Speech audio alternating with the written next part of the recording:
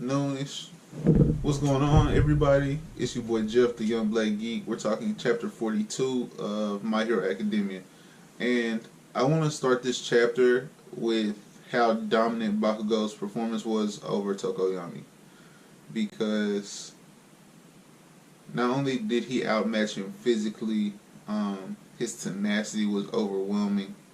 He smothered Tokoyami for lack of a better term, because he figured out his weakness mid-fight, early to mid-fight. Like, he didn't understand his weakness at the start of the fight, but as they got going, he figured it out. And his barrage of attacks never let up, and it led him to a victory where Momo and Ashida had both already been defeated by Tokoyami, and they felt that he was very strong. So it just goes to show, and this was the semifinals, like, he was strong. Let me not say they thought that he was strong. He performed very well up until now and just ran into an opponent that knew his weakness. And let's be real, Bakugou was making it to the championship. And I said a while back that he's going to win the tournament for the simple fact that the thing to highlight was the big three of Class 1A. And the big three of Class 1A being Midoriya, Bakugou, and Shoto.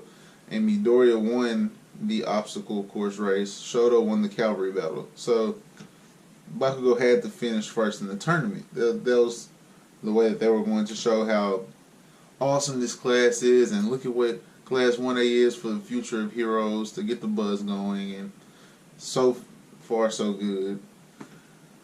The matchup with Shoto, however, is going to be a little bit different, because now he's finally going up against someone that's in his ballpark in terms of talent. But we've already had like a very emotional moment from Shoto. So what else can Endeavor do to spark that anger? Because that's when he's at his best. He is very strong when mad. He is very witty. He's calculated. He's very cunning when he's calm. But bro, when he's pissed, you could tell. Like his fight with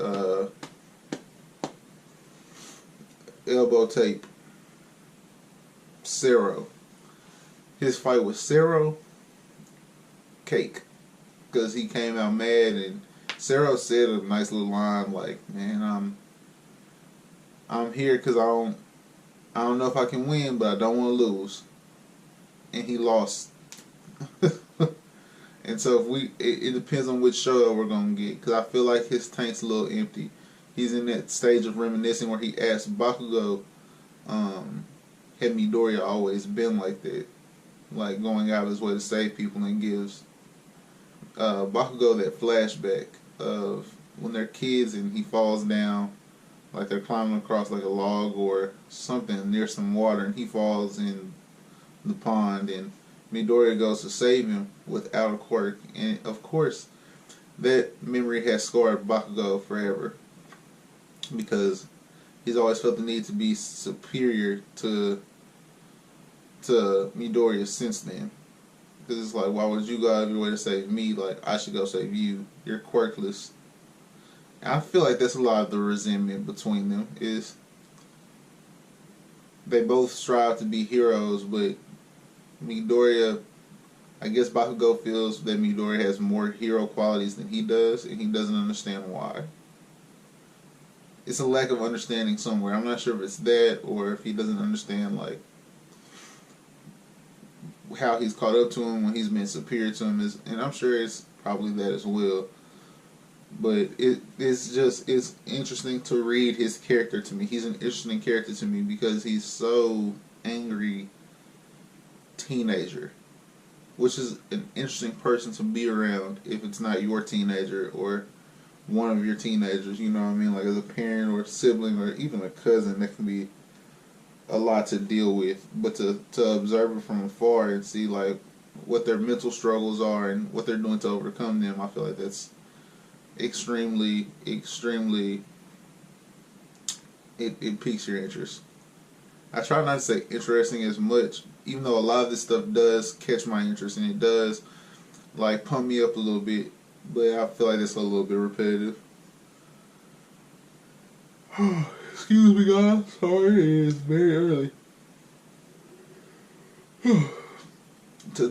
I get these before work because this makes my work day go by way better if I wake up and get a chapter of or a couple chapters in and then come home and get some more chapters in to record and make sure you guys have solid content.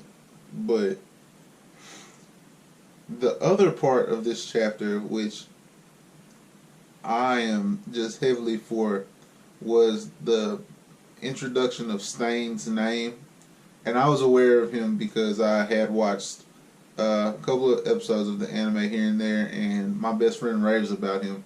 So I was aware of this guy. He was like, man, Stain's an issue, Stain's a problem.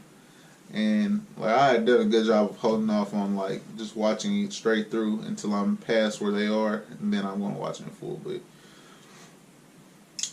Stain, Kurosaki coming to meet Stain and tell him he's a big fan, and seeing how quick his reaction time was, seeing his character design with all of the swords and he's got like this crouch stance, and what he says is very telling, because he says that they're all mired in vanity, they're all consumed by vanity, where he'll have to show them how corrupt the society that they're living in is. Which means he's no longer fighting an opponent. He's not fighting a physical opponent. He's fighting a mind state. He's fighting a mindset. He's fighting against an ideology. So anything he does on the battlefield is already superior to what most people are fighting against. Because a lot of people aren't fighting against the idea that you're doing something like this is wrong. They're fighting against, oh, you did this to me, so I need to do this to get back at you. He's past that.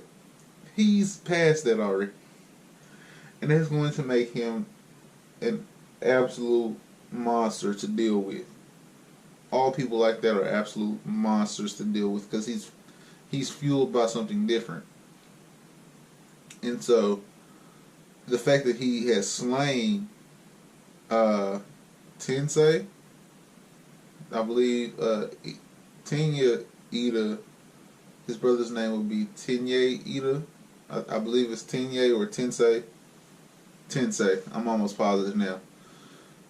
The fact that he killed Ingenium, and I'm not even really sure if Horikoshi killed him off. Truth be told, I'm not sure if he killed him off. But the fact that, for what we know right now, he's killed Ingenium is going to take Iida down a really, really dark path. A really, really dark path. And I was talking about it last chapter, but I feel like if he has an ideology about like how vain heroes are, I feel like that mindset still stands with villains as well. Like villains that are here just to disrupt things, he would be against them too. It's like it goes both ways. There must be,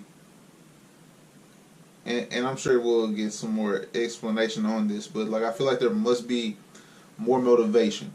You must have more motivation before you just go out there and start hurting people or start saving people. Like it has to be something that's really in you. I don't know. That's just my random thoughts on this. But this chapter, three fire emojis, it is mainly just because of what Bakugo did. I would have given this 4, maybe even 5, but I didn't have a moment where I was just like, oh my god. Like there were no like moments for me reading this. I got a lot of like connections to things that have already happened with Midoriya and being able to confirm that I'm positive now that Bakugo's gonna win. But I want more still. That's what this basically comes down to. I want more still. Either way, 3 fire emojis. If you like this video, please give it a like. Subscribe for more My Hero Academia content, as well as all the other stuff that's on the channel. And hit me up in the comment section. Let's get some conversation going as well, and help grow the channel. Anything else? Oh, follow me on Twitter, I guess.